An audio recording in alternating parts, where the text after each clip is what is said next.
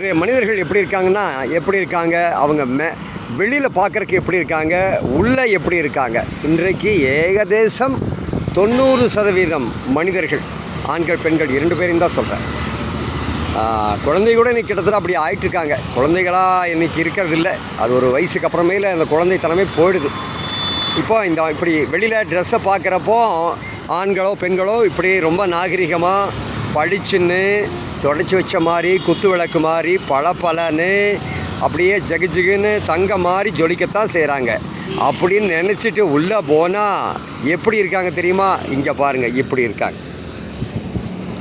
என்ன கொடுமை இது! ஆமாங்க, இன்றைக்கி ஆறுலாம் எப்படி இருக்குது? இது தமிழ்நாட்டில் இருக்கிறது ஆறு தானுங்க. வட இந்தியாவில் இப்படி ஆறு நீங்கள் பார்க்கவே முடியாது. வட இந்தியாவில் ஒரு ஆறு இப்படி கிடையாது. தமிழ்நாட்டில் தான் எல்லா ஆறுகளும் இப்படித்தான் இருக்குது. இது வந்து நல்லாருங்க. எங்கள் ஊரில் நல்லாறு, திருமுருமுடியில் நல்லாறு எப்படி இருக்குது பார்த்தீங்களா? இதில் தெரியாமல் உள்ளே இறங்கிட்டோம்னா செத்து போயிடுவோம். இப்போது இதில் தப்பு கண்டிப்பாக மக்கள் மீது.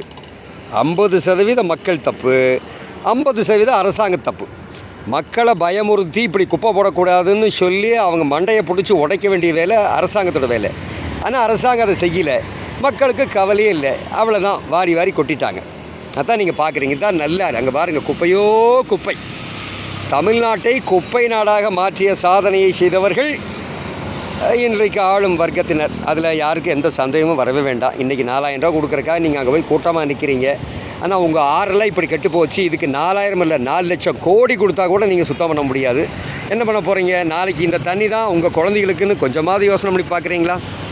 ஆக மனிதர்கள் இப்படி பளபளன்னு இருக்காங்க. அவங்க உள்ளம் இப்படி நாரி போச்சு. நம்ம நாரும் அப்படி தான், ஊர் அப்படி தான். பாருங்கள், ஊர் பளபளன்னு மேலே பார்த்தா ஊர் நம்ம தமிழ்நாடு பளபளன்னு சிங்கப்பூர் மாதிரி எல்லாம் தெரியுது. ஆனால் உள்ளார பூந்து பார்த்தா இப்படி தான் குப்பையும் கூடமும் சகதியும் சேரும் சாக்கடையுமாக தான் இருக்குது. இதுதான் ஒரு அரசாங்கம் எப்படி செயல்படணும்னா இதுதான் அடிப்படை. ஒரு நதி, அந்த நீர், அந்த நல்ல நீரை தர வேண்டியது ஒரு அரசாங்கத்துடைய கடமை. நல்ல காற்று, நல்ல நீர், நல்ல வாழ்விடம், இதுதான் ஒரு அரசாங்கத்தின் அடிப்படை கடமைன்னு சொல்லி நம்முடைய இந்தியன் கான்ஸ்டியூஷன் சொல்லுது. அதையவே கொடுக்கறதுக்கு வக்கு இல்லை. இவங்க அப்படியே பலன்னு பேசுறதை பார்க்குறப்ப வெக்கமாக தான் இருக்குது எனக்கு. அதான் எங்களை போன்ற சமூக ஆர்வலர்களுக்கு மிகவும் வெக்கமாகவும் துக்கமாகவும் இருக்கிறது. இப்படி பொறுப்பற்ற அரசுகள் இருந்ததுன்னா இந்த தேசத்தை, இந்த தமிழ்நாட்டை, இன்றைக்கி தேசம் நலமாயிடுச்சு. அதில் இந்த புத்திசாலி கம்யூனிஸ்டுகள்லாம் சொல்லுவாங்க, பயங்கர புத்திசாலிங்க அவங்க. ஆஹா, நாங்கள் மதவாதத்தை எதுக்குறோம், எங்களுக்கு முதல்ல மதவாதம் தானே. முட்டாள்கள் வேறு என்னன்னு சொல்கிறது அவங்கள? அப்போ சாமி கும்பிட்றவங்க எல்லோரும் மதவாதியா? அப்போ இன்றைக்கி இந்துக்கள் இருக்கக்கூடிய நாடு கிட்டத்தட்ட 140 கோடியில் 120 கோடி பேர் இந்துக்கள் இங்கே இருக்காங்க. அதில் கிட்டத்தட்ட ஒரு 10, 30, 40 கோடி பேர் ஓட்டு போட்டு தான் இன்றைக்கு இருக்கக்கூடிய பிஜேபிங்கிற அந்த பாஜக அரசு வந்திருக்கு. அப்போ பாஜக அரசு மதவாத அரசுன்னா அப்போ ஓட்டு போட்டவங்கெல்லாம் மதவாதிகளா? அப்போ அந்த 40 கோடி பேரும் முட்டாள்களா, மதவாதிகளா?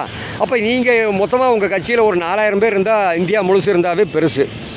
அப்போ நீங்கள் 4000 பேர் மகா புருஷர்கள், இந்த 40 கோடி பேர் இப்போ மதவாதிகள். என்னங்க ஐயா சார், இப்போ இதுக்கு தான் முட்டாள்தனம் சொல்கிறது. இதுக்கு பேர் முட்டாள்தனம் இல்லாமல் என்ன? ஆக தமிழகத்தை கெடுத்து கொண்டிருப்பது இன்றைக்கு ஆளுகின்ற திமுக, அதோடு கூட்டணியில் இருக்கக்கூடிய காங்கிரஸ், அதோடு கூட்டணியில் இருக்கக்கூடிய கம்யூனிஸ்டுகள், இவர்கள் எல்லாம் சேர்ந்து மொத்த தமிழ்நாட்டையும் முடிச்சு கட்டிகிட்டு இருக்காங்க. இதை மக்களை பார்த்து இனியாவது புரிஞ்சுக்குங்க. நான் உங்களுக்கு காமிச்சிட்டேன் மேலே எப்படி இருக்குது, உள்ளார எப்படி இருக்குன்னு. இப்படி தான் எல்லா அரசு அலுவலகங்களையும் மேலே பளபளன்னு இருக்கும். உள்ளே போனீங்கன்னா அதிகாரிகள் எல்லாம் லஞ்சம் லஞ்சம் லஞ்சம் லஞ்சம் லஞ்சம் லஞ்சம் இல்லாமல் ஒரு பேப்பர் கூட நகராது. எல்லா பக்கமும் லஞ்சத்தை எடுத்து போராட்டம். புளியம்பட்டியில் விவசாயிகள் போராடுறாங்க அந்த சப்ரிஜிஸ்டரை மாற்ற சொல்லி. எல்லா ஊர்லேயும் இன்றைக்கு இருக்கக்கூடிய அந்த மினிஸ்டர், அந்த துறைக்கான மினிஸ்டர் பயங்கரமாக சம்பாதிக்கிறதா பேச்சு, கண்ணாபின்னான்னு சம்பாதிக்கிறதா பேச்சு. எல்லா அமைச்சர்களும் இன்றைக்கு இருக்கக்கூடிய அமைச்சர்கள் எல்லோரும் அவங்க ஊரில் போய் பார்த்தீங்கன்னா ஃப்ளக்ஸ் வச்சுருக்கெல்லாம் பார்த்தீங்கன்னா மன்னவனே தென்னவனே சின்னவனே தான். இது என்ன நிரந்தரம் நினைப்பா? நாளைக்கு போய் சேர்ந்துருவோம் சார். யாரும் இங்கே நிரந்தரம் கிடையாது. வாழ்கிற காலத்தில் 4 பேர் நல்லா சந்தோஷமாக வாழ்த்துற மாதிரி வாழ்ந்துட்டு போங்களேன்.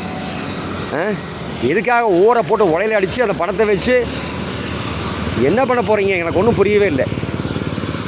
அதனால் ஒரே ஒரு டாட்டா உங்களுக்கு போதுமான உதாரணம். ஒரு டாட்டா எப்படி வாழ்ந்தார், எப்படி தன்னுடைய அந்த அமைப்பை இன்றைக்கி அவர் நிறுவிட்டு போயிருக்காரு. அதன் மூலமாக எத்தனை ஆயிரம் கோடி மக்கள் வாழ்கிறாங்க. இன்றைக்கி எத்தனை பேர் நெஞ்சங்களில் அந்த டாட்டா ரத்தன் டாட்டா இன்றைக்கி மனசில் உட்காந்துருக்கார். அது மாதிரி உங்களில் ஒரு ஆள், உங்கள் அமைச்சர்கள், நீங்கள் சொல்கிறீங்களே உங்கள் அமைச்சர்கள், எம்எல்ஏக்கள், எம்பிக்களில் ஒரு ஆள் மக்கள் மனசில் நின்றுருக்காங்களான்னு கொஞ்சம் நீங்கள் செக் பண்ணி பாருங்கள். இப்படியெல்லாம் ஆட்சி பண்ணுறதுக்கு பேசாமல் நீங்கள் உங்கள் பழைய தொழில், நீங்கள் உங்கள் ஊரில் ஏதாவது சின்னதாக தொழில் பண்ணுறீங்கன்னா அது கௌரவமாக வாழ்ந்துட்டு போகலாங்க. அமைச்சருங்கிற சும்மா பொய்யுக்கும் பெரட்டுக்கும் மாயைக்கும் மயங்கி நீங்கள் உங்கள் வாழ்க்கையும் நீங்களும் உங்கள் வாழ்க்கை இழந்து அதன் மூலமாக மக்களோட வாழ்க்கையும் தயவுசெய்து சிரமப்படுத்திட்டு இருக்காதீங்க. அதனால் இன்றைக்கு இதுதான் தமிழகத்தின் நிலைமை. இதுதான் தமிழகத்தின் நிலைமை. இது 4000 ரூபாய் கொடுத்தாலாம் மட்டும் இதை மறைச்சிட முடியாது. 4000 ரூபாய்க்கெல்லாம் இதை மறையக்கூடிய சமாச்சாரமே இல்லை. இந்த ஒரு நல்லாத்தை சரி பண்ணுறதுக்கே என்னோடய கணக்குப்படி ஒரு 400 கோடி வேணுமாட்டிருக்குது. ஒரு 50 கிலோமீட்டர் தூரத்துக்கு இருக்கக்கூடிய அந்த நல்லாத்தை சரி பண்ணுறதுக்கே. அப்போ காவிரி ஆறு, அப்புறம் தாமிரபரணி, அப்புறம் இது எல்லாம் எங்கே போய் எப்படி சரி பண்ணுறது? அதுக்கெல்லாம் எத்தனை கோடி வேணும்? அரசாங்கங்கள் தயவு செய்து மக்கள் நலனை பேணுங்க. மக்கள் நலனை பேணாமல் நீங்கள் என்ன தான் ஆட்டம் போட்டாலும் அது அழுகுனி ஆட்டம்தான்.